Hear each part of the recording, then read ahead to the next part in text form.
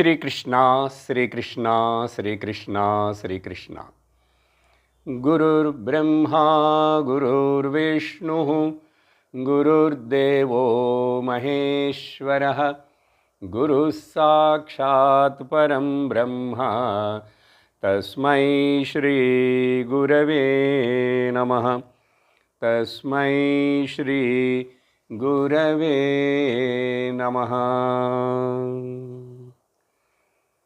हरि ओम तत्सत्।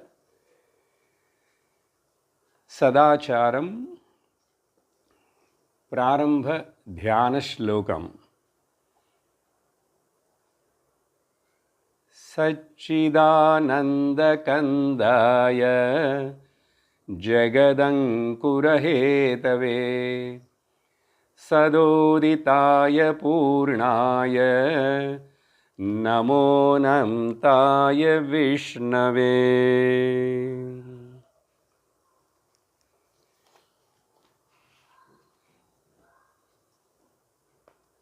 42వ శ్లోకం। జ్ఞానం దృగ్దృశ్యయోర్భానం విజ్ఞానం దృశ్యశూన్యతా ఏకమేవాద్వయం బ్రహ్మ నేహ నానాస్తి కించన।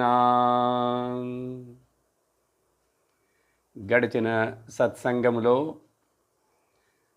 ఈ సదాచారం అనే శంకరాచార్యులు వారి ద్వారా రచించబడినటువంటి ప్రకరణ గ్రంథం 42వ శ్లోకాన్ని మనం చూస్తున్నాము। 41వ శ్లోకాలలో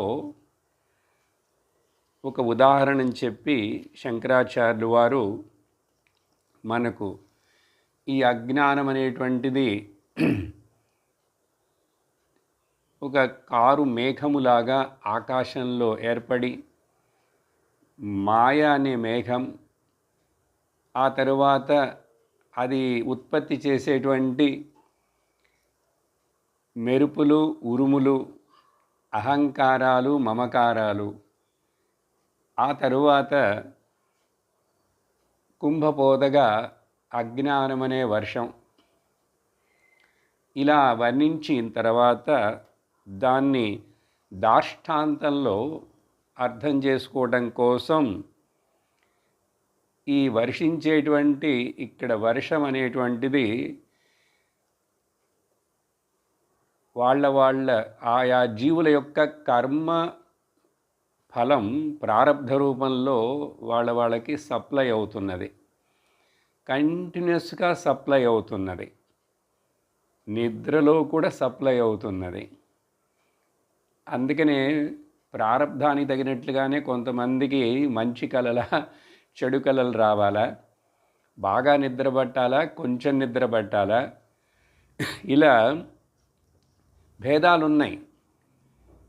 అందువలన ప్రారబ్ధమే మన నిద్రని, మన కలలను కూడా కంట్రోల్ చేస్తున్నది। సరే, దేవ వర్షితే వర్ష్యతి లీలయ అని ఒక పదం ఉంది। 41వ శ్లోకం నుంచి మీకు కొంచెం లింక్ని తెలియజేస్తున్నాను। అక్కడ దేవ అంటే ఈ కర్మ ఫలమునిస్తున్న ఆ ఈశ్వరుడు, కర్మ ఫలమే దేవత, ప్రారబ్ధమే। ఇప్పుడు ఈ అజ్ఞానమనే ఈ వర్షం, అహంకార మమకారములనే ఈ ఉరుములు మెరుపులు తగ్గిపోవాలి అన్నీ అంటే ఆకాశంలో మేఘం తొలగిపోతే వర్షం తొలగిపోయినట్లుగా మాయ అనే మేఘం తొలగిపోతే చాలు అని చెప్పారు। మేఘం ఎప్పుడు తొలగిపోతుంది? గాలి వచ్చినప్పుడు అది తొలగిపోతుంది। అలాగే ఇక్కడ ఈ అజ్ఞానం అనే వర్షం ఆగిపోవాలంటే మాయ అనే మేఘం పోవాలి। అప్పుడు ఇక్కడ ఏమిటి గాలి? బోధ ఏకః సమీరణః, ఆత్మబోధ మాత్రమే, స్వరూప జ్ఞానం మాత్రమే ఈ యొక్క మాయా మేఘాన్ని తొలగించగలదు. అప్పుడు అజ్ఞానం అనే వర్షం ఆగిపోతుంది అని చక్కటి ఉదాహరణ చెప్పారు. బోధ ఏక, ఇది తప్ప మరొక మందు, మరొక మార్గం, మరొక సాధన ఏమీ లేదు. ఆత్మజ్ఞాన సాధనమే నిజమైన సాధనం. దానికి నేను కొన్ని ఉదాహరణలు మీకు చెప్పాను. భగవద్గీతలో చెప్పింది, ఉపనిషత్తులో చెప్పింది.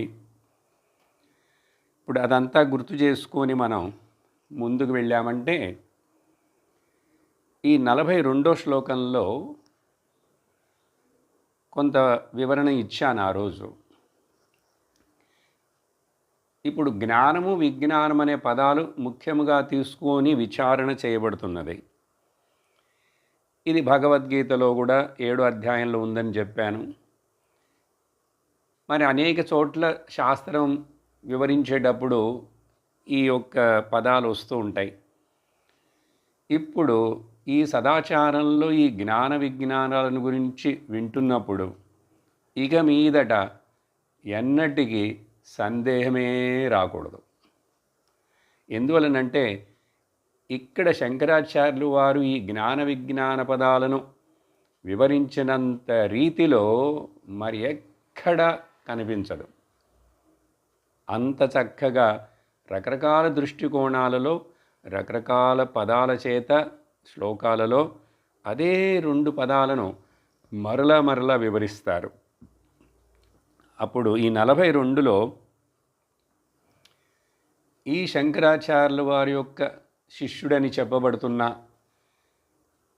విద్యారణ్య స్వాముల వారు, లేక ఆ విద్యారణ్య స్వాముల వారి యొక్క గురువైన భారతీతీర్థ స్వాముల వారు, లేక శంకరాచార్యులు వేరే రాశారా అనేది ఒక సందేహకరమైన ప్రకరణ గ్రంథం ఉంది. దానికి పేరు దృగ్దృశ్య వివేకము.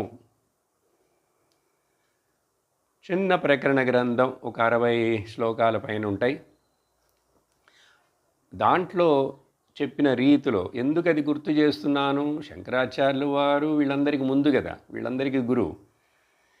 కానీ మనం దృగ్దృశ్య వివేకం కూడా మీరు కొంతమంది వినుంటారు. నేను తెలుగులో మాట్లాడాను, దాన్ని ఉన్నది, అందుకని ఆ పదాలు ఉన్నాయి, అది గుర్తు చేస్తున్నాను. సరే, అర్థం ఏం చూసాం? ఈ శ్లోకంలో ఇచ్చిన ప్రకారంగా చూస్తే జ్ఞానం ఇది దృక్ దృశ్యయోహో భానం జ్ఞానం అని మొదలు వాక్యం. నేను చూస్తున్నాను, ఆ చూడబడేది ఉన్నది అక్కడ. 2 ఉన్నాయి. చూసేవాణ్ణి నన్ను దృక్ అంటాం, నా చేత చూడబడేదాన్ని దృశ్యం అంటాం. కానీ ఈ 2 కూడా కలిసి అక్కడ ఉన్నప్పటికీ అవి 2 నేను చూస్తున్నానండి, నాకు తెలుస్తున్నది, నేను వింటున్నానండి, నాకు వినపడుతున్నది అని అందరూ చెప్తున్నాగా. ఇది అందరికీ ఉన్న సామాన్య జ్ఞానమే. అందరికీ ఏ ఇంద్రియమైనా ఆ ఇంద్రియ జ్ఞానం సామాన్యంగా అందరికీ ఉంది. అందువలన ఇక్కడ దాన్ని జ్ఞానం అనే పదం వాడి పిలుస్తారు, చెప్తారు. కానీ దృశ్యమనేది లేకుండా ఉన్నప్పుడు ఉన్నటువంటి దృక్ ఏదైతే ఉన్నదో దృశ్యమేమీ లేదు. ఇప్పుడు నా 5 ఇంద్రియాలు వాటి పనులను అవి చేయకపోతే నేను లేనా? నిద్రలో అవి 5 ఆల్మోస్ట్ పని చేయనట్లే కదా, అవి పని చేస్తున్నట్లుగా నాకేమీ తెలియలేదుగా. అక్కడ మనస్సు లేదు కాబట్టి, తెలుసుకోలేదు కాబట్టి, బుద్ధిలో రిజిస్టర్ కాలేదు కాబట్టి తెలియలేదు. కానీ నేను అక్కడ లేకుండా పోయానా అని ప్రశ్నిస్తే లేదు, అక్కడ ఉన్నాను, నేను ఉన్నాను. అప్పుడు దృశ్యముతో సంబంధం లేకుండా దృశ్యాలు ఉన్నాను లేకపోయినాను, అవి వస్తున్నాను పోతున్నాను కూడా దృక్కునైన నేను అలాగే ఉన్నానని ఆ దృక్కు కూడా ఒక్కొక్క మనిషికి ఒక్కొక్క దృక్కు కాదు. అక్కడ మనస్సు బయలుదేరినప్పుడే వాడు ఒక సపరేట్ అయిన ద్రష్ట అవుతున్నాడు. కానీ మనస్సు అంతా లయించిపోయినప్పుడు నిద్రపోతున్న 100 మందికి ఒక చోట వాళ్ళ నిద్ర సమానం. లేచిన తర్వాత అడిగితే అందరూ కూడా బాగా నిద్రపోయినా అని అంటారు, నాకేమీ తెలియదు అంటారు. ఇంతకంటే వేరే సమాధానం ఎవరు చెప్పలేరు. ఎందుకంటే అందరి అనుభవం ఒకటేగా ఉన్నది అక్కడ. ఆ నిద్రలో తప్ప మరి ఏ విషయంలో అయినా అందరి అనుభవం ఒకటేగా ఉంటుందండి. మీరు ఎక్కడైనా విన్నారా, చూసారా? ఉండనే ఉండదు. కానీ ఆ నిద్ర అనే విషయానికి వచ్చినప్పుడు అదేమి నిరూపిస్తున్నది? అక్కడ ఏ దృశ్యములు లేనప్పుడు, అన్ని ఇంద్రియాలు అణిగిపోయినప్పుడు, ఆ శరీరాల్లో ఆ మనస్సు కూడా అణిగిపోయినప్పుడు నిద్రపోయే ఆ అనుభవం అందరికీ ఒకటేగా ఉన్నదంటే అక్కడ ఆ దృక్కు ఒక్కటేగా ఉన్నది. అందుకని ఏకం అన్నారు 2వ లైన్లో. ఆ ఏకమని చెప్పి ఎందుకు మళ్ళీ అద్వయం అంటున్నారనేది పోయిన క్లాసులో వివరించాను. నువ్వు అట్లా చెప్పకపోతే సరే, ఏకమంటే నాకొకటి, ఆవిడకొకటి, వారికొకటి, వాళ్ళకొకటి, ఇట్లా దృక్కులు చాలా ఉన్నాయని అనుకుంటావు. చాలా దృక్కులు లేవు, అంతా ఒకటే అని చెప్పడానికి అది ఏకము, అద్వయము, దాన్నే బ్రహ్మము అంటారు. ఆ బ్రహ్మం అని ఏది అంటున్నామో దృక్కుని, అసలు నిజంగా అది తప్ప ఈ దృశ్యాలు ఏవి నిజంగా లేవు. నా ఇహ నానా అస్తి కించన అని శంకరాచార్యులు వారు ఒక్క శ్లోకంలో ఆ వేదాంతం మొత్తాన్ని తెచ్చి, ఇది బ్రహ్మం బాబు, చూడు, అర్థం చేసుకో, నువ్వే అది అని చెప్పటానికి. ఏం చెప్పాను పోయిన క్లాసులో? ఇండైరెక్ట్గా చూస్తే ఇవన్నీ ఇక్కడి నుంచి మహావాక్య విశ్లేషణమే అని మనకు అర్థమవుతుంది. ఇక్కడ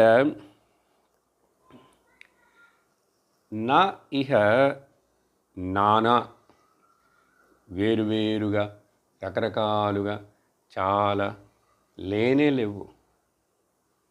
ఇది ఈ శ్లోకం యొక్క అర్థము.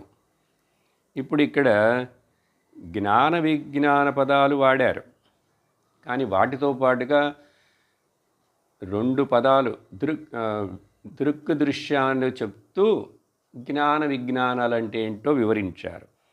ఇలా ఏకమైన అద్వయమైన బ్రహ్మమైన దాన్ని దృశ్య శూన్యముగా ఉన్నప్పుడు ఏది ఉన్నదో అది తెలుసుకోవడం, అది గుర్తించటం విజ్ఞానం, విశేషేణ జ్ఞానం.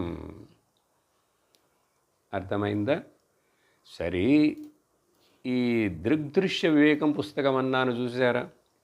దాంట్లో మొదటి శ్లోకంలో ఏం చెప్పబడిందని గుర్తు చేస్తాను. విన్నున్న వాళ్ళకి రిపిటేషన్ అవుతుంది, వినని వాళ్ళకి వినండి.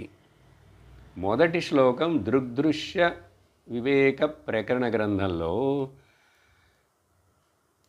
రూపం దృశ్యం లోచనం దృక్ తదృశ్యం దృక్తు మానసం దృశ్యాధివృత్తయ సాక్షి దృగేవ నతు దృశ్యతే. దృగ్దృశ్య వివేకం పుస్తకం ఈ శ్లోకంతో మొదలవుతున్నది. ఏం చెప్తున్నారంటే చాలా సులభంగా ఎల్కేజీ లెసన్ ఫస్ట్ స్టాండ్లో చెప్పుకుంటూ వెళ్ళినట్లు మొదట్లో మనకు చూడండి ఎంత చక్కగా వివరిస్తున్నారు ఆచార్యుడు. ఏదైతే అంతా చూస్తున్నావో దాన్ని దృశ్యం అంటారు. ఇక్కడ స్టెప్ బై స్టెప్గా మనల్ని ఆ నిజమైన దృక్కు దగ్గరికి తీసుకెళ్తున్నారు 4 స్టెప్పుల్లో. చూస్తున్నవన్నీ అంటే తెలుసుకుంటున్నవన్నీ అర్థం. ఇక్కడ రూపం అన్నారు కాబట్టి కళ్ళు. ఇప్పుడు రూపం తెలియటానికి కారణం ఎవరు? ఎవరు చూస్తున్నారు అసలు? ఫస్ట్ కళ్ళు చూస్తున్నాయి కదా. అప్పుడు చూస్తున్నది చూడబడేదేమో దృశ్యం, చూస్తున్న కళ్ళేమో దృక్ మొదటి స్టెప్లో. అందుకనే రూపం దృశ్యం లోచనం దృక్. సరే, తర్వాత ఏమైంది? కళ్ళు దృశ్యమవుతున్నాయి, మనస్సు దృక్ అవుతున్నది. తదృశ్యం దృక్తు మానసం. ఆ మొదటి స్టెప్పులో ఉన్నటువంటి కళ్ళు దృక్కు యొక్క స్టేటస్లో నుంచి దృశ్యం అయిపోయినాయి. మనస్సు దృక్కు స్టేటస్కి వచ్చేసింది. ఆ తర్వాత దృశ్యాధివృత్తయ సాక్షి. ఆ మనస్సులో వచ్చే ఆలోచనలన్నీ దృశ్యమవుతున్నాయి, బుద్ధి దృక్ అవుతున్నది. ఆ బుద్ధి మనసు రెండు ఒకటే కాబట్టి ఇక్కడ ధీవృత్తయ, ఆ బుద్ధిలో వచ్చే ఆలోచనలన్నీ దృశ్యమైతే వాటికి సాక్షి దృగేవ. ఆ నాలుగో లైన్లో చెప్పిన దృక్, అది చైతన్యం, సాక్షి చైతన్యం, బ్రహ్మ చైతన్యం. ఆ బ్రహ్మ చైతన్యానికి ఇప్పుడు మరొక దృక్కు లేదు. ఆ బ్రహ్మ చైతన్యం అది ఎప్పుడూ దృక్కుగానే ఉంటుంది, అది ఎన్నటికీ దృశ్యము కానే కాదు. కానీ కింద 3 స్టెప్పులు ఏమైనది? రూపమేమో దృశ్యంగా ఉంటే కళ్ళు దృక్కుగా ఉన్నాయి, కళ్ళు దృశ్యమైపోయినాయి, మనస్సు దృక్కుగా ఉంది, మనస్సు దృశ్యమైపోయింది, సాక్షి చైతన్యం దృక్కయింది. ఇంకా ఆ తర్వాత ఏమి లేదు. ఆ దృక్కి అంటే బ్రహ్మ చైతన్యమైనటువంటి సాక్షి చైతన్యానికి మరొక దృక్కు లేదు. దీనికి మీకు క్లాసులో క్యాంపులో ఏం చెప్పాను? నారాయణ భగవానుడికి తండ్రి ఉన్నాడా? లేడు. ఇంకా ఆయనకి తండ్రి అంటే మళ్ళీ ఇప్పుడు ఆయనకి తండ్రి ఎవరండి, ఆయనకి తండ్రి ఎవరండి అని ఇట్లా అడుగుతూనే ఉంటామా? అట్లా దానికి బదులు దొరకదు కదా. అలా బదులు దొరకకుండా మన క్వశ్చన్లు కనుక అట్లా వెళుతూనే ఉంటే దాన్ని వేదాంతంలో అనవస్థా దోషం అంటారు. అనవస్థా దోషం, అప్పుడు ఇన్ఫినిట్ రిగ్రెషన్. దానికి ఇంకా ఎండ్ ఉండదు. అదేవిధంగా నారాయణ భగవానుడికి తండ్రి ఉన్నాడా? లేడు.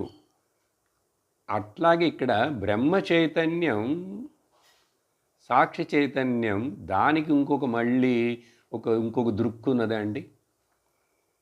ఇది ఈ శ్లోకంలో ప్రారంభం దృగ్దృశ్య వివేకంలో. ఆ తర్వాత దాన్ని చక్కగా బిల్డప్ చేస్తారు. దాన్ని ధ్యాన రూపంలో, సమాధి రూపంలో 6 రకాల సమాధుల గురించి చెప్తారు ఆయన. 3 బహిర్సమాధులు, 3 అంతఃసమాధులు.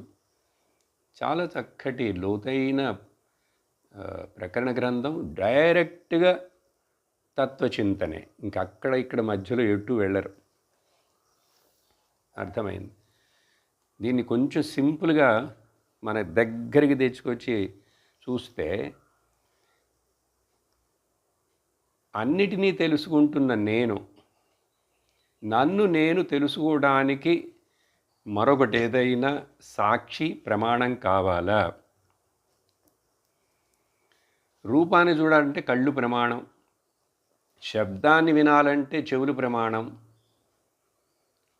చాలా లోతైన వేదాంతంగా ఉంది. సాయంకాలం సమయంలో మాట్లాడుతున్నాం. సహజంగా ఈ సమయంలో ఏమైనా భగవత్ కథ, భాగవతం, రామాయణం ఇలాంటివి చెప్తుంటే కొంచెం అది సహజంగా, బట్ మనకు అట్లా నిర్ణయిస్తే అవ్వదు. మన క్లాసులు ఆన్లైన్లో సాయంకాలం కాబట్టి హుషారుగా ఉండండి, శ్రద్ధగా వినండి, ఏకాగ్రతతో వినండి. అక్కడికి ఇక్కడికి లేవకుండా కదలకుండా కూర్చొని వినండి.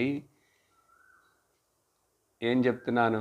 నన్ను నేను ఈ కళ్ళ శబ్దము, స్పర్శము, రూపరసగంధాలన్నింటినీ తెలుసుకుంటున్నటువంటి నేననే ఉన్నానే. నన్ను నేను తెలుసుకోవడానికి ఇంకేం కావాలి? ఎప్పుడైనా మీరున్నారా లేదా అని సందేహం వస్తున్నదా? ఆ మనిషి ఉన్నాడా అక్కడ, ఆ రూమ్లో లేడా అంటే సందేహం వస్తుంది.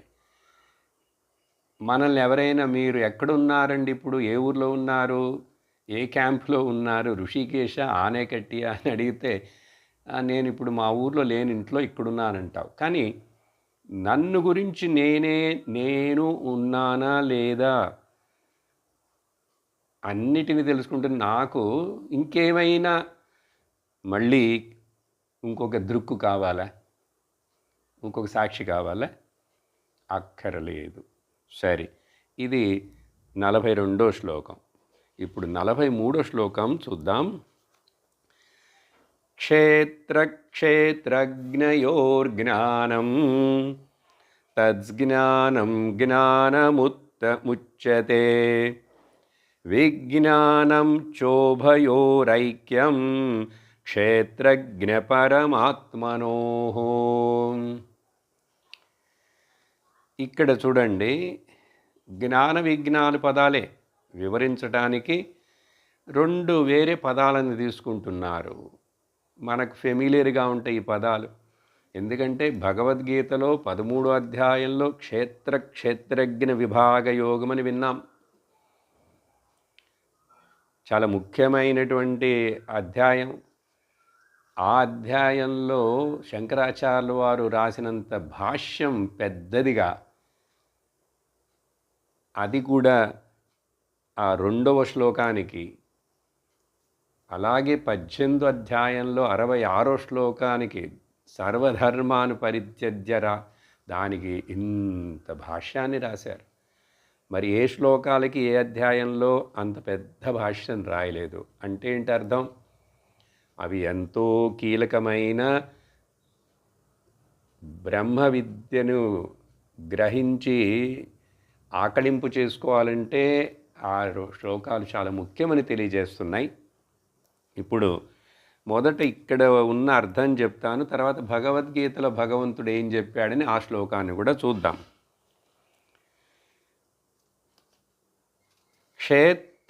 క్షేత్రజ్ఞయోః జ్ఞానం. అక్కడ ఏ పదాలైతే దృక్, దృశ్యమని ఉంచారో దానికే మరొక 2 కొత్త పదాలను చెప్తూ ఇంకొక డైమెన్షన్లో జ్ఞాన విజ్ఞానాన్ని మనకు వివరిస్తున్నారు. క్షేత్రము అంటే స్థలము కదండి. తిరుపతి క్షేత్రము, కాళహస్తి క్షేత్రము, శ్రీశైల క్షేత్రము. ఇంకొకటి క్షేత్రం అంటే స్థలమని, అది పుణ్యస్థలమనే చెప్పక్కర్లేదు. మన ఇంటి వెనుకున్న స్థలము, మన ఇంటి స్థలము, మన యొక్క భూములు, పొలాలు కూడా క్షేత్రములే. అప్పుడు క్షేత్రము ఇక్కడ ఏమిటి? క్షేత్రం అంటే అనుభవపడేది మొత్తం క్షేత్రము. అనుభవపడేది మొత్తము క్షేత్రము. ఎవరికి అనుభవపడుతున్నది? ఆ అనుభవాన్ని పొందుతున్న వాడు క్షేత్రజ్ఞుడు. అర్థమైంది? ఇప్పుడు అక్కడ చెప్పిన దృక్, ఇక్కడ క్షేత్రం. ముందు శ్లోకంలో చెప్పిన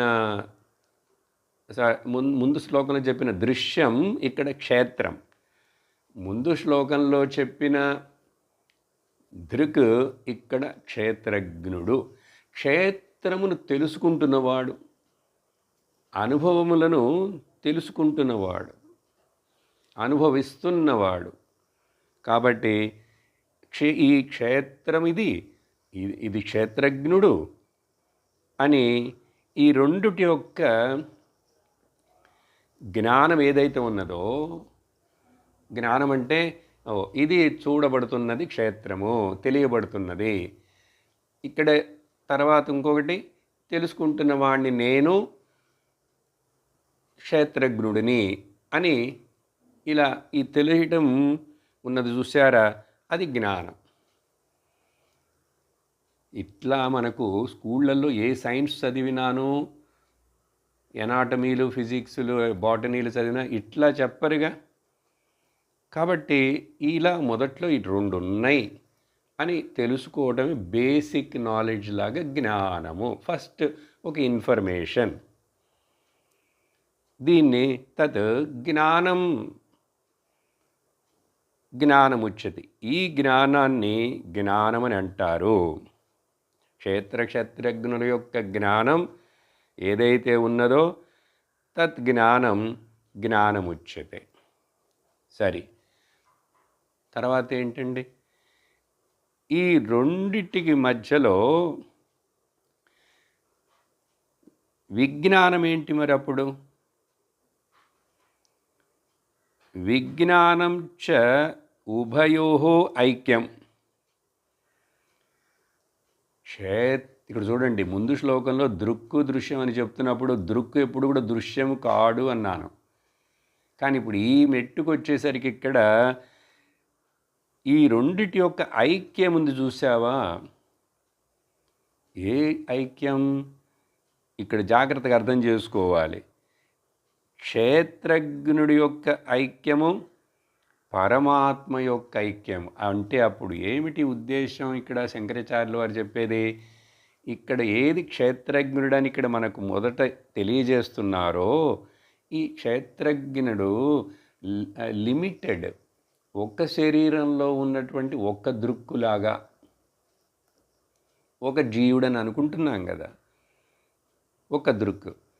అట్లాగా లిమిటెడ్గా ఒక వ్యష్టి శరీరంలో ఉంటూ చెప్తూ పనిచేస్తున్నటువంటి వాడు ఒక క్షేత్రజ్ఞుడు.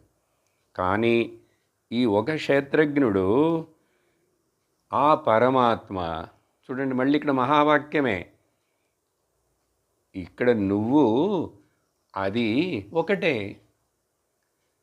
త్వము తత్ అసి, మహావాక్యమేగా మరి. అప్పుడు ఈ యొక్క క్షేత్రజ్ఞుడు అంటే ఇక్కడ ఇట్లా అర్థం చేసుకోవాలి, ఒక ఇండివిజువల్ బాడీ, ఒక జీవుడు అనుకుంటున్నటువంటి ఒక వ్యష్టి అయినటువంటి ఆ మనిషి, ఆ క్షేత్రజ్ఞుడు సమష్టిగా ఉన్నటువంటి మరి క్షేత్రజ్ఞుడు ఒకడు ఉండాలిగా, ఆయన్నేగా పరమాత్మ అంటాం. అప్పుడు ఆ పరమాత్మ, ఈ క్షేత్రజ్ఞుడు ఇవి రెండు కాదు అని చెప్పి ఈ రెండు ఒకటే అని తెలుసుకోవటం అన్నది చూసారా? అలా తెలుసుకోవటమే విజ్ఞానము, విశేషణ జ్ఞానము. చూసారా? విషయం అదే చెప్తున్నది. కానీ ఇక్కడ జ్ఞానం అంటే ఫస్ట్ రెండు ఉన్నాయి అట్లా అంటాం. లేక పోయిన క్లాసులో చెప్పిన ఉదాహరణ మర్చిపోకూడదు. ఏం చెప్పాం? జీవుణ్ణి కూడా నెగేట్ చెయ్యాలి అంటే ఎంత ధైర్యం ఉండాలి. సరే, ఈశ్వరుని కూడా ముగ్గురున్నారని చెప్పాం. మొదట తెలియాలి. ఒకటేమో జీవుడు నేను, ఇంకొకటేమో జగత్తు, మూడోదేమో ఈశ్వరుడు. దానికి నేను క్రికెట్ మ్యాచ్ ఎగ్జాంపుల్ చెప్పాను. ఒక టీము జీవుడు, ఇంకో టీము జగత్. రెండు టీముల్ని ఆడిస్తూ చూస్తూ చెక్ చేస్తున్నవాడు అంపైర్ వచ్చి ఈశ్వరుడు. అప్పుడు ఈ ఈశ్వరుడు వీళ్ళు ముగ్గురులో ఎవరో ఒక్కడు లేకపోయినా కూడా అది ఇంకా ఆట జరగదు. అలాగే ఒకటి నెగెట్ అయిపోతే మూడు నెగెట్ అయిపోతాయి. సో ఇప్పుడు ఇక్కడ ఇలా తెలుసుకుంటే వాడు జ్ఞాని. ఇప్పుడు చూడండి, జ్ఞానం అనే పదం సామాన్యంగా చెప్పేటప్పుడు వేరే, విజ్ఞానం అని చెప్తున్నాం, విశేష జ్ఞానం అని చెప్తున్నాం. కానీ సహజంగా మామూలుగా వాడుకలో ఏం చెప్తాం? జ్ఞానయోగం. ఆత్మజ్ఞానం అంటున్నాను, ఆత్మ విజ్ఞాన యోగం అని అంటం లేదు. అది ఎప్పుడు వివరిస్తున్నారో అప్పుడు భగవద్గీతలో జ్ఞాన విజ్ఞాన యోగం అని వచ్చింది, కానీ అక్కడ కూడా ఆత్మ విజ్ఞానం అనేది చెప్పట్లేదు. ఆత్మ అంటేనే అది తప్ప మరొక జ్ఞానం లేదు, దానికి వి అని చేర్చక్కర్లేదని. ఇప్పుడు మనకు జ్ఞానం అనే పదం సపరేట్గా, విజ్ఞానం అనే పదం సపరేట్గా చెప్తూ దృక్కు దృశ్యం అన్నారు, ఇక్కడేమో క్షేత్రజ్ఞం అంటున్నారు. ఇది అప్పుడు అలా చెప్పి అంటే ఏంటి, ఇక్కడ జీవాత్మ పరమాత్మ ఐక్యం. అక్కడ కూడా ఆ దృక్కు అనేటువంటిది ఒకటే, రకరకాల దృక్కులు లేవు, సాక్షి ఒకటే. అందువలన ఐక్యం రెండు లేవు, ఒకటే ఉన్నది. అందుకని ఆ శ్లోకంలో నైహ నానా అస్తి కించన, రెండు అనేది అసలు లేనే లేదు అలా చెప్తున్నారు ఇక్కడ. దీన్ని భగవద్గీతలో 13వ అధ్యాయం క్షేత్ర విభాగ యోగంలో 2వ శ్లోకం, దీనికే శంకరాచార్యుల వారు చాలా భాష్యాన్ని రాశారని చెప్పానే, అది చదువుతాను. అప్పుడు నేను ఇప్పుడు మాట్లాడింది మీకు ఇంకా కొంచెం బాగా అర్థమవుతుంది. క్షేత్రజ్ఞం చాపి మాం విద్ధి సర్వక్షేత్రేషు భారత, క్షేత్రజ్ఞయోర్జ్ఞానం యత్తజ్ఞానం మతం మమ. చూసారా, క్షేత్రజ్ఞుడని ఒక్కొక్క శరీరంలో ఆ తెలుసుకుంటున్నవాడు ఎవరైతే ఉన్నాడో ఆ క్షేత్రజ్ఞులు వేరువేరు ఎవరో కాదు, ఆ క్షేత్రజ్ఞం చాపి మాం విద్ధి, అది నేను అని తెలుసుకో అంటున్నాడు. ఎట్లా? సర్వక్షేత్రేషు, అన్ని శరీరాల్లో, అది దోమ శరీరమైనా సరే, దొంగ శరీరమైనా సరే, అది భారీ శరీరమైనా సరే, ఆ బ్రహ్మాంత పిపీలికాంత తనుషు, బ్రహ్మదేవుడి దగ్గర నుంచి ఈ చిన్న గడ్డి పూస వరకు, లేక చీమ అంటారు, పిపీలిక అంటే చీమకు కూడా పేరు. చీమ ఇంత చిన్నది ఉంది కానీ దాని పేరు చూడండి, పిపీలిక. లేక బ్రహ్మాజీ దగ్గర నుంచి అమీబాజీ వరకు. అమీబాజీ ఒకే వన్ సెల్ జీవి. ఇప్పుడు మరి ఎంత డిఫరెన్స్ ఉందండి. బ్రహ్మదేవుడి శరీరం ఎక్కడ, ఇక్కడ అమీబాజీ ఎక్కడ, లేక ఏనుగు ఎక్కడ, ఆ దోమ ఎక్కడ. శరీరం ఎంత పెద్దది ఉండని, చిన్నదిగా ఉండని, ఇప్పుడు శరీరం పెద్దది ఉంది కాబట్టి ఆయన ఆత్మ చాలా పెద్దదండి అంటామా? ఆత్మ ఏమిటి, పెద్దదేమవటం ఏంటి? అసలు ఆత్మకి డిఫరెన్స్లు ఉన్నాయా? శరీరాల్లో డిఫరెన్స్లు ఉన్నాయి, ఉపాధుల్లో డిఫరెన్స్ ఉన్నాయి. సో భగవంతుడు ఏమంటున్నాడు, అన్ని క్షేత్రాలలో ఉన్నటువంటి ఆ చైతన్యమైన క్షేత్రజ్ఞుడు అన్నీ ఒక్కటే నేనే. ఆయన అక్కడ బ్రహ్మ దృష్టిలో, సర్వజ్ఞుడైన ఈశ్వర దృష్టిలో ఆయన మాం అని చెప్పుకుంటున్నాడు కృష్ణుడు. ఇప్పుడు ఆయన మాం అని చెప్తే ఇక్కడ కూడా మనం చెప్పాలి,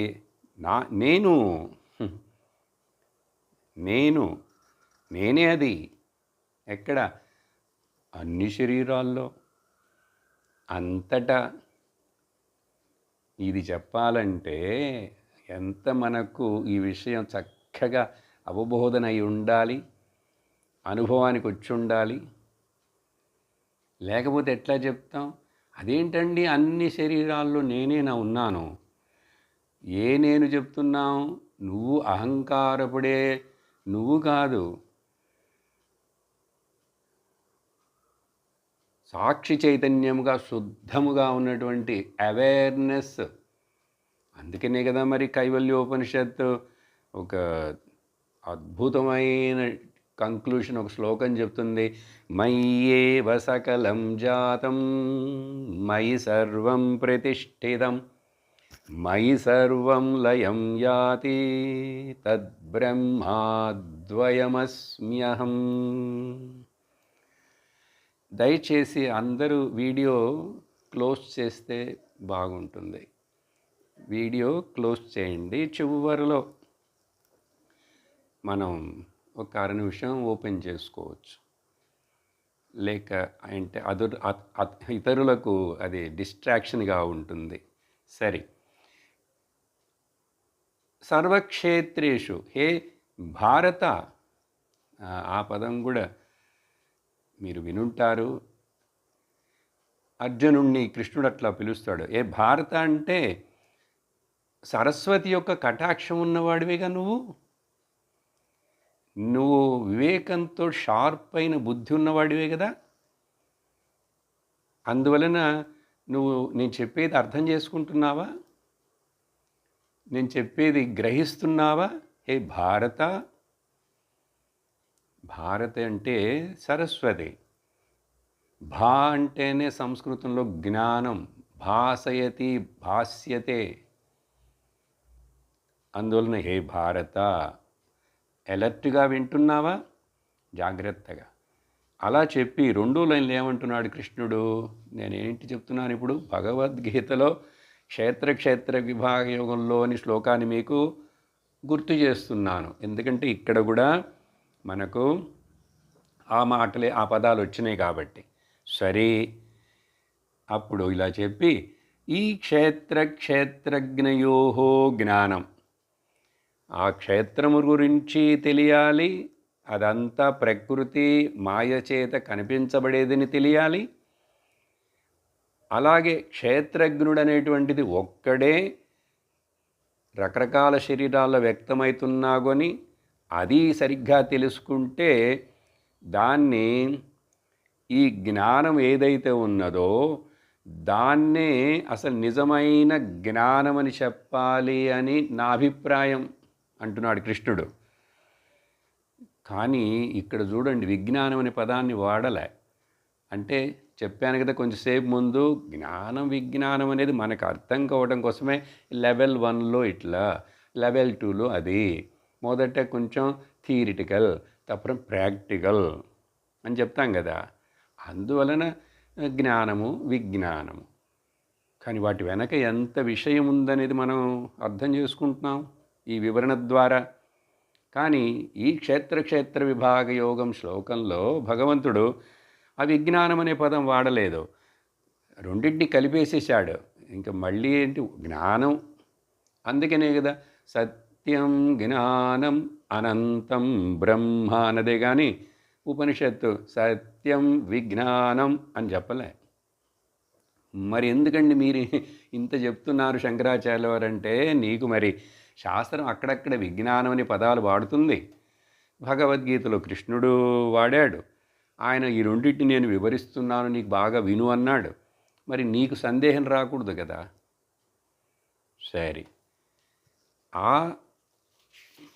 క్షేత్రజ్ఞ అనే పదాలను పెట్టుకొని, లేక ఈ జ్ఞాన విజ్ఞానం అనే పదాలు అర్థం చెప్తూ ఇది తెలుసుకున్న వాడికి ఏర్పడే ఫలం ఏంటనేటువంటిది మీకు ఒకటి తెలియజేయటం కోసం శంకరాచార్యుల వారు తర్వాత చెప్తారు. ఇక్కడ భగవద్గీతలో 6వ అధ్యాయం ధ్యాన యోగంలో ఒక చక్కటి శ్లోకం వినండి. జ్ఞాన విజ్ఞాన తృప్తాత్మా కూటస్థో విజితేంద్రియః యుక్త ఇత్యుచ్యతే యోగి సమలోష్టాశ్మకాంచనః. ముఖ్యంగా మీకు ఇది గుర్తు చేయడానికి కారణం ఆ 2 పదాల కోసం. జ్ఞాన విజ్ఞాన అంటే అతడికి థియరిటికల్ నాలెడ్జ్ ఉంది, ప్రాక్టికల్ నాలెడ్జ్ వచ్చేసింది. ఈ ప్రకృతి మాయా విషయం అంతా కూడా అర్థమైపోయింది, పురుషతత్వం కూడా అర్థమైపోయింది. ఇలా ఈ జ్ఞాన విజ్ఞానాల చేత తృప్తి ఏర్పడినటువంటి ఆ ఎవరైతే ఉన్నాడో కూటస్థుడు, విజితేంద్రియుడు, తన స్వరూపంలోని నిష్ణాతుడై ఉన్నాడు. ఇంద్రియాలు మనసుని జయించేశాడు. ఇప్పుడు అవి అసలు ఈయన తొందరే చేయట్లేదు, వాటి వలన ఈయనకి బాధే లేదు. అటువంటి వాడిని యుక్తుడు అని చెప్పి, యోగి అని చెప్పి పిలుస్తారు. అటువంటి యోగికి, యుక్తుడికి, కూటస్థుడికి, జ్ఞాన విజ్ఞాన చేత తృప్తిని పొందిన వాడికి అసలు ఇంకా ద్వంద్వాలు, భేదాలు వీటిల్లో చిక్కుకుంటాడా? వాటికి ముఖ్యత్వం ఇస్తాడా? రాగద్వేషాలు. ఇక్కడ ఎగ్జాంపుల్, అతడి మట్టి ముద్ద, ఆ బంగారం ముద్ద రెండూ ఒకటే. సమలోష్ట అశ్మకాంచన. చూసారా? ఇదేంటి భావనలో, అదేంటంటే అంత పిచ్చివాడండి, బంగారం ముద్దకి మట్టి ముద్దకి కూడా భేదం తెలియదా ఏంటి అంటే, ఆయన దృష్టిలో, మనసులో ఇది బంగారము, దీనికి చాలా విలువ ఉన్నది, ఇది చాలా గొప్పది అని చెప్పి దానికోసం తాపత్రయపడడు, దానికోసం పరిగెట్టడు, దానికోసం ఎవరిని మోసగించడు, ఏమి చేయడు. అది ఉన్నదే ఉంటుంది, దానికి విలువ ఉందా? ఉండని. ఎంత విలువ? ప్రకృతిలో చూస్తే రెండూ జడమే, రెండూ మట్టిలోంచి, బంగారం కూడా మట్టిలోంచి వచ్చిందే. అది మొదట్లో బొగ్గులాగుంటుందట, నల్లగా. అసలు దీంట్లో బంగారం ఉందే అని ఎవ్వరు అనుకోనే లేరు. దాన్ని ప్రాసెస్ చేసి చేసి చేసి చేసి దాంట్లో నుంచి మెరిసే బంగారాన్ని తీశారు. అందువల్ల మెటల్స్ అన్నీ భూమిలోంచి వస్తున్నవేగా. అది ఎంత కాస్ట్లీ మెటల్ అయినా అవనండి, ఏదైనా సరే అన్నీ మళ్ళీ భూమిలోనే కలిసిపోతాయి. కాబట్టి ఈ భేదం ఇట్లా బయట ఉన్నందువల్ల ఈయన దానికేమీ మోసపోడు, ఏమారిపోడు, వాటి వెనక పరిగెత్తాడు అని అక్కడ జ్ఞాని లక్షణాలు చెప్తూ అక్కడ వివరించారు. సో క్షేత్రజ్ఞం అనే పదాలు జ్ఞాన విజ్ఞానానికి లింక్ చేస్తూ మనం ఈ భగవద్గీత వాటి అర్థం శ్లోకం విన్నాం. సరే, ఆ తర్వాత ఇప్పుడు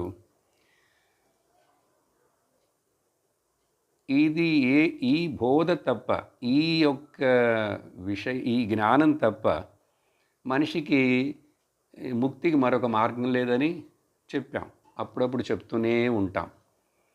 అందువలన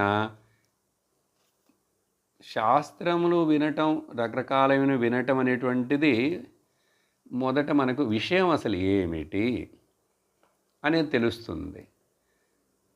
శాస్త్రంలో ముఖ్యమైన 3 విషయాలు, టాపిక్లు ఏంటంటే ఈ 3 మధ్యనే ఏది చెప్పినా, కొంచెం చెప్పినా, ఎక్కువ చెప్పినా, కష్టంగా చెప్పినా, సులభంగా చెప్పినా విషయాలు ఏంటండి 3.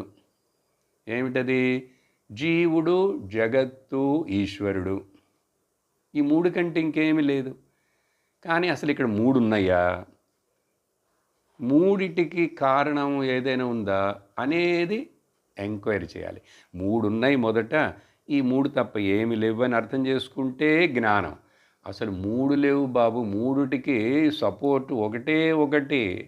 3 ఉన్నట్లుగా అవన్నీ భేదం ఉపాధి వలన కనపడుతున్నాయి కాబట్టి అది తెలుసుకో. ఆ ఒక్కటిని తెలుసుకోవడం విజ్ఞానం. అర్థమైందా మీకు ఇప్పుడు? సరే, 44వ శ్లోకానికి వెళదాం. ఇప్పుడు ఇంకా కొంచెం సన్నిహితంగా మనకు బోధపడేట్లుగా ఏం చెప్తున్నారంటే, ఈ జ్ఞాన విజ్ఞానాలు అంటే అది వాటి యొక్క భేదం ఎలా ఉంటుందని ఇక్కడ ఇంకొక రకంగా చెప్తున్నారు. పరోక్షం శాస్త్రజం జ్ఞానం, పరోక్షం శాస్త్రజం జ్ఞానం, విజ్ఞానం చాత్మదర్శనం, ఆత్మనో బ్రహ్మణ సమ్యక్ ఉపాధిద్వయవర్జితం.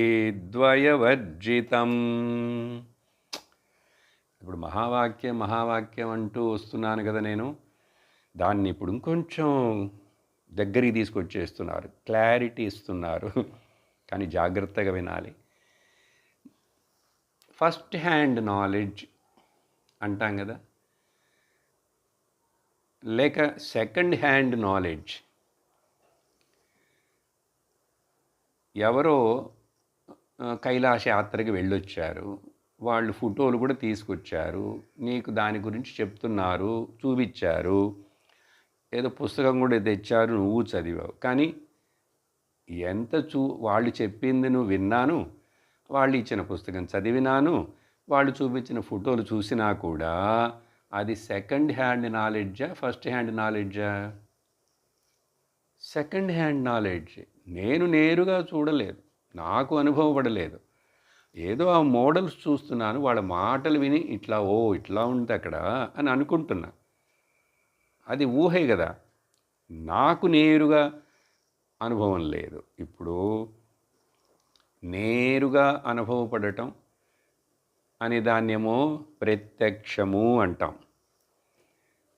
నేరుగా కాకుండా ఇట్లా ఇండైరెక్ట్గా అనుభవపడితే దాన్నేమో పరోక్షము అంటాం. ప్రత్యక్ష జ్ఞానము, పరోక్ష జ్ఞానము. మొదట నేను లౌకికంగా మాట్లాడుతూ మిమ్మల్ని కొంచెం ఈ పదాలకు తీసుకెళ్తాను. అర్థమైందా?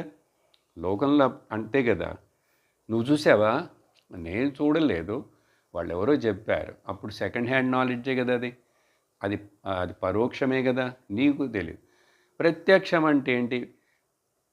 ప్రత్యేకేణ అక్షిణ, నా కళ్ళతో నేను చూశాను, ప్రత్యక్షంగా నేను చూశానండి అంటాడు కదా. దాన్ని డైరెక్ట్గా నీకు తెలిస్తే దాన్ని ప్రత్యక్షం అన్నాం. అది ఏదో ఇన్ఫర్మేషన్గా ఉంటే పరోక్షం అన్నాం.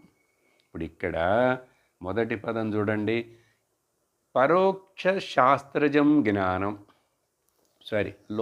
లోకంలో లౌకికమైన ఉదాహరణలు వదిలేయండి.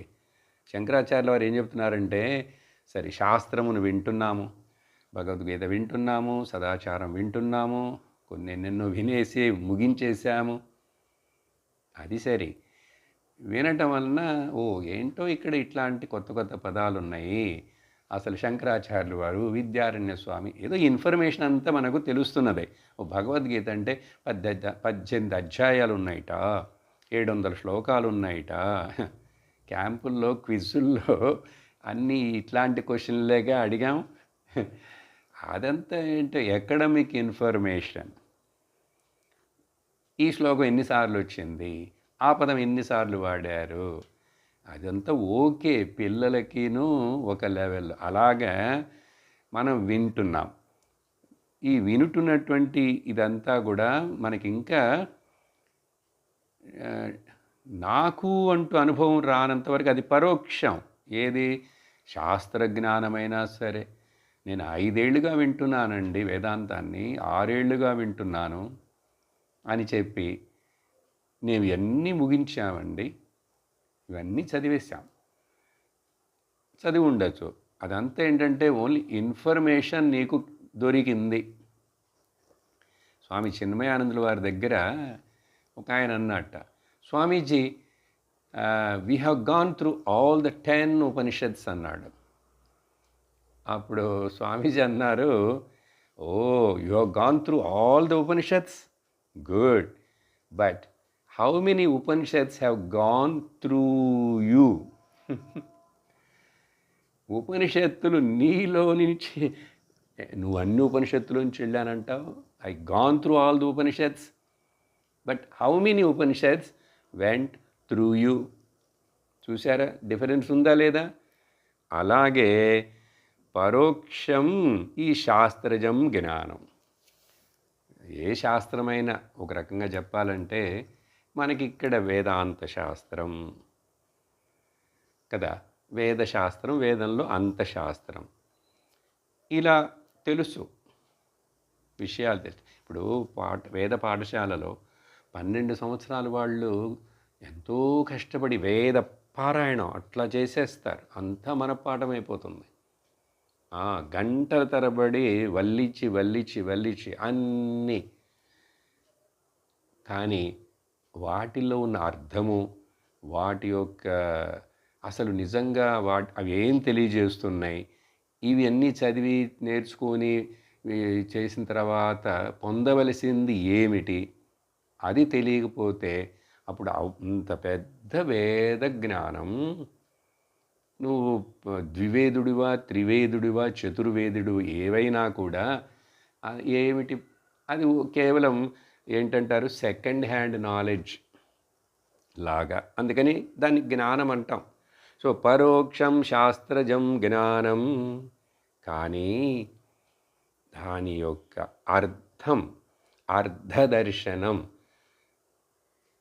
తత్వదర్శనం లక్ష్యార్థ దర్శనం ఎవరికైతే ఏర్పడుతుందో అంటే డైరెక్ట్ నాలెడ్జ్ ప్రత్యక్షం. కానీ అక్కడ పరోక్షమని వాడారు, ఆయన ప్రత్యక్షం అనే పదాన్ని శంకరాచార్యులు వాడలేదు. ఎందుకు వాడలేదు? అట్లా వాడుతుంటే దాంట్లో వచ్చే ఒక కష్టం ఏమిటి కొంచెం చెప్తాను. ముందు ఇది ముగిస్తాం ఈ శ్లోకాన్ని. సరే, ఆత్మదర్శనం శాస్త్రం ఏంటండి బోధిస్తుంది? ఎంతో ఉన్నదిట శాస్త్రం. అనంతో వై శాస్త్రం, శాస్త్రా అనంతం.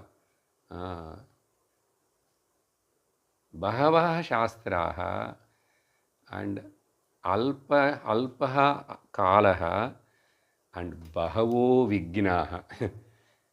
మనకు ఆయుష్ కొంచెం, మధ్యలో వచ్చే అడ్డంకులు లెక్కలేనన్ని, ఆ శాస్త్రం లెక్కలేనంత ఉందిట.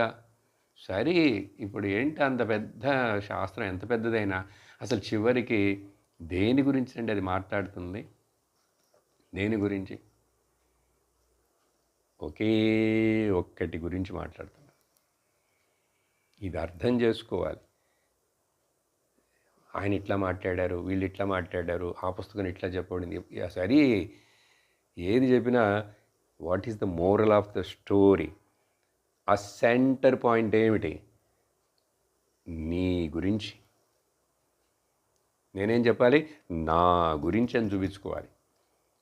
అంటే శాస్త్రం యొక్క సబ్జెక్ట్ మ్యాటర్ నేను. ఆ నేను గనక సరిగ్గా ఏంటని తెలుసుకుంటే సర్వము తెలుసుకున్నట్లే. అది తెలుసుకున్న తర్వాత మరొకటి తెలుసుకోవలసినదంటూ ఏమీ ఉండదు. ఓ గురు ఏక విజ్ఞాన కథం సర్వం విజ్ఞానం భవతి. ఏది ఒక్కటి తెలుసుకోవటం వలన అన్నీ తెలుసుకున్నట్లవుతుంది అని ప్రశ్న ముండకోపనిషత్తు ప్రారంభంలో. అప్పుడు గురువుగారు బోధించడం మొదలు పెడతారు. రెండున్నాయి లోకంలో తెలుసుకోవాల్సినవి. ఒకటేమో పరావిద్య, ఇంకోటేమో అపరావిద్య అన్నారు. ఆ అపరావిద్య కింద లిస్టు ముండకోపనిషత్తే చెప్తుంది. ఏమిటి? 4 వేదాలుట, 4 వేదాల యొక్క అంగాలుట, ఇంకట్లా లిస్ట్ ఇస్తూ ఇవన్నీ అపరావిద్య అన్నది. అపరావిద్య, అయ్యో, ఇది భాష్యం రాసేప్పుడు శంకరాచార్యులు వారు అదంతా రాస్తూ వచ్చి అపరావిద్య ఈజ్ ఈక్వల్ టు అవిద్య అని రాసేశారు ఆయన. అంటే నువ్వు వేదాలన్నీ కూడా కంఠాపాఠం చేసి ఉండొచ్చు, ఛందస్సు, వ్యాకరణము, నిరుక్తము, వేద అంగములు 6 ఉన్నాయి. వాటన్నిటిని కూడా నువ్వు బాగా చదువు ఉండొచ్చు, ఒక్కొక్క దాంట్లో నువ్వు పండితుడు అయి ఉండొచ్చు. కానీ అవన్నీ కూడా ఏమి తెలియజేస్తున్నాయి, దేని గురించి మాట్లాడుతున్నాయి, దేనికోసం అవన్నీ అని నీకు తెలియకపోతే నువ్వు అవిద్యలో ఉన్నట్లే. అందుకని అపరా విద్య అవిద్య అన్నారు. దీని కిందే మన లోకల్ నాలెడ్జ్ అంతా వస్తుంది. పొట్టకూటి చదువులు ఈ లోకంలో నేర్చుకునేవి అన్నీ కూడా దాని కిందకే వస్తాయి. సరే, అప్పుడు మరి పరావిద్య అంటే అక్షరం చెప్పారు. అక్షర విద్య ఇస్ ద పరావిద్య అన్నారు. సరే, అది ఆ డిస్కషన్ అక్కడ ముండకోపనిషత్తు మీకు ఇక్కడ అర్థం కావడం కోసం నేను అట్లా అది వివరించాను. సరే, ఏమంటారు? ఆత్మదర్శనం అంటే డైరెక్ట్ నాలెడ్జ్. ఇప్పుడు పరోక్షం అంటే ఇండైరెక్ట్ అంటాం, ప్రత్యక్షం అంటే డైరెక్ట్ అంటాం. ఇక్కడ ఉపనిషత్తు శాస్త్రం ఆ పరోక్ష జ్ఞానం అనేది వాడుతున్నప్పటికి కూడా అక్కడ తర్వాత ప్రత్యక్ష జ్ఞానమని వాడదు పదం. జాగ్రత్తగా అర్థం చేసుకోవాలి. ఎందుకంటే ప్రత్యక్షమని వాడితే అర్థం డైరెక్ట్ అని అర్థం. కానీ నీకు ప్రత్యక్షం అంటే నా ఆత్మను నేను చూడాలండి, చూడొచ్చా? చూడాలిగా మరి. ఆత్మని గురించి వినగలమా? ఆత్మని నాకి రుచి చూడగలమా? లేక ఆత్మకు వాసన ఉందా? ఎందుకంటే మరి డైరెక్ట్ ఎక్స్పీరియన్స్. ఆ ప్రత్యక్షమనంగానే ఈ కళ్ళకు ఇంద్రియాలకు మరి అనుభవపడాలిగా అని అడుగుతావు అని తప్పుగా అర్థం చేసుకుంటావని అక్కడ ఉపనిషత్తు అది అపరోక్షం అని అంటుంది. సరే ఏంటండి, ముక్కేదంటే ఇలా తిప్పి చూపించినట్లుగా అదే కదండి. పరోక్షము కానిది అపరోక్షము. పరోక్షము కానిదప్పుడు ప్రత్యక్షమై ఉండాలి కదా. కానీ ఏ ప్రత్యక్షం అనే పదం వాడకూడదు. చాలా సున్నితమైన విషయం. కొంచెం అర్థమైతే చాలు మీకు. ఇప్పుడు అది ప్రత్యక్షమని చెప్పకూడదు బాబు. కళ్ళకు కనపడిందని నువ్వేంటంటే తప్పుగా ఇంకా ఆత్మని నేను ఎప్పుడు చూస్తాను, నాకు ఆత్మ అనుభవం ఎప్పుడు వస్తుందండి?